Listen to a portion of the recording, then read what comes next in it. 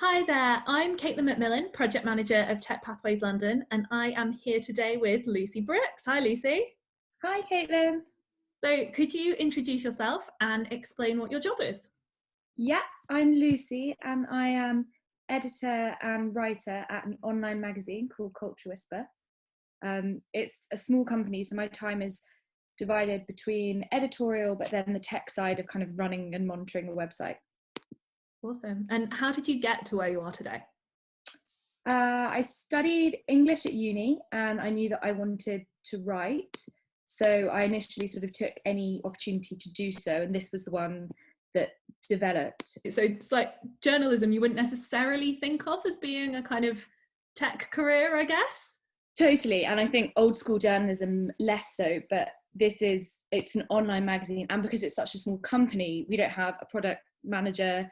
Our tech team are remote, so actually we are pretty self-sufficient when it comes to the tech stuff. Like, we don't have a picture editor, so it's sort of everything that you need to create a site, you as the writer have to be able to do.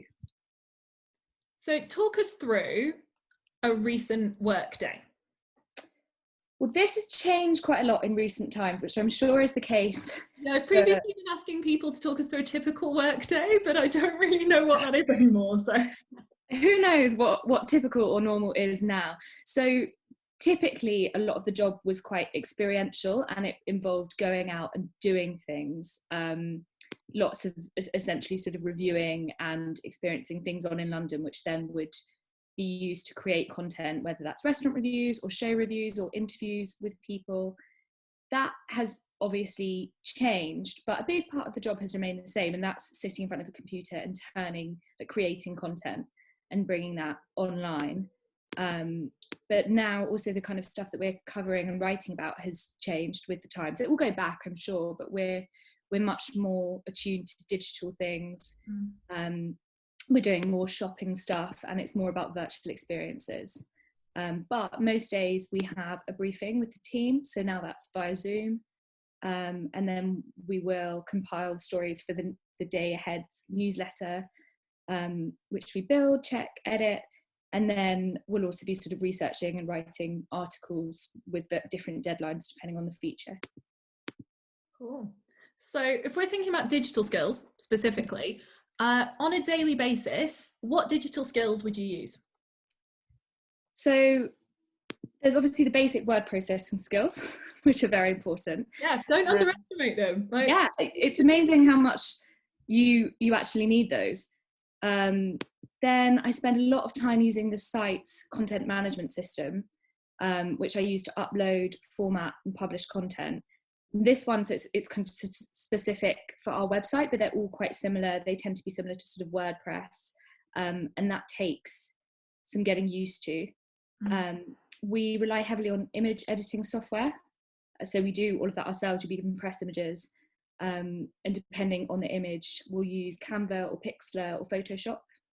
So it'll be resizing, optimizing, making collages, things like that. I use a lot of Google Analytics to get data to track the site performance. We work with affiliate partners, which means we have to kind of use those different dashboards for things like Skimlinks and Rakuten. And that can involve creating your own custom hyperlinks for tracking, and then sort of using that programming to monitor sales. I use MailChimp a lot to design and build editorial newsletters. Our newsletter also comes out through MailChimp. Nice, love a bit of MailChimp. I use spreadsheets. I don't know if those count as a digital thing, but they're definitely one of the hardest things, but completely crucial for planning.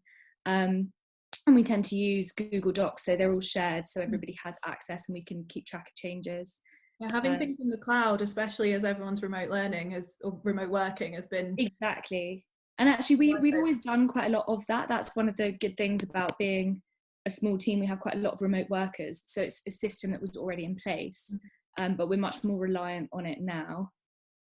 And then finally, there's lots of social media work involved. It's not something that I do so much. My main role in that is just sort of editing the text, and using the engagement stats. But online journalism, as a rule, social media skills are crucial, and definitely one of my colleagues manages that, and I manage the newsletters. But that's something that is vital.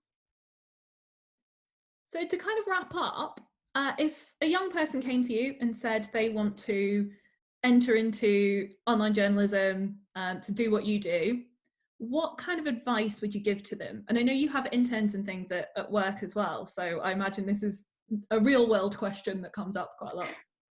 Very much so.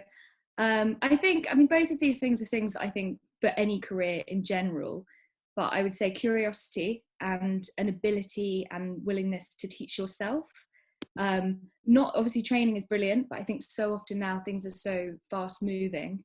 And if you're thinking about a small company, which I think can be really interesting if you're young and you're starting out because you get so many opportunities, but that often means that you don't get much by way of formal training. So a can-do attitude, as cheesy as it sounds.